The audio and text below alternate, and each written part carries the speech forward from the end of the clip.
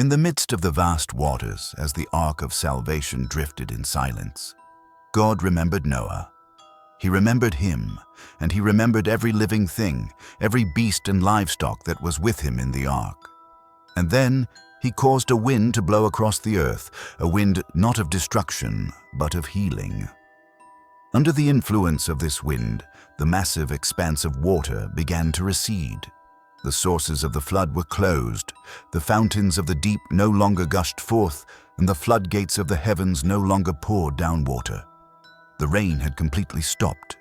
The waters began a slow retreat, gradually giving back the land they had claimed. After 150 long days, the water level had significantly decreased. On the 17th day of the 7th month, a momentous event occurred. The ark was no longer adrift. It came to rest gently upon a high mountain range, the mountains of Ararat. The water continued to recede, and by the 1st day of the 10th month, other mountain peaks began to appear, like the first islands rising from the ocean. Noah waited patiently for another 40 days. Then he opened the small window he had made in the ark. He wanted to learn about the world outside. First, he sent out a raven. The raven flew out, going back and forth over the water. It did not return to the ark immediately, as it could find food for itself, but its behavior showed that the earth was not yet ready. Next, he sent out a dove, a gentler creature, to see if it could find a dry place to rest its feet. But the dove flew around and then returned, for water still covered the surface of the whole earth. It found no place to rest. So Noah reached out his hand and brought the bird back into the ark. He waited patiently for another 7 days. Then he sent the dove out a second time. This time, when the dove returned to him in the evening, a wonderful sight appeared. Behold, in its beak was a freshly plucked olive leaf. It was the first tangible proof, a message of hope from the land, that life had begun to revive. Noah knew that the water had receded greatly. He still continued to wait for another 7 days. The third time he sent the dove out, it did not return to him again. It had found a new home. Noah understood that the earth was finally dry enough for life to begin anew.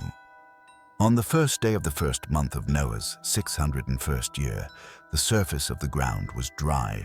He removed the covering of the ark and saw a whole new world, clean and pristine. By the 27th day of the 2nd month, the earth was completely dry. At this time, God spoke to Noah. "Come out of the ark, you and your wife and your sons and their wives. Bring out every kind of living creature that is with you, the birds, the animals, and all the creatures that move along the ground. Let them teem on the earth, be fruitful, and increase in number upon it." Noah obeyed. He and his family stepped out of the ark, breathing the air of the new world. Following them, kind by kind, every animal, every livestock, every bird, all of them stepped out of the ark in an orderly fashion, returning to the earth. And Noah's first act on the new earth was not to build a house or plant a field, but an act of profound gratitude. He built an altar to the Lord.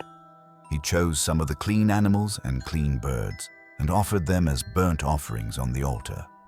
When the pleasing aroma of the offering rose up, the Lord was pleased.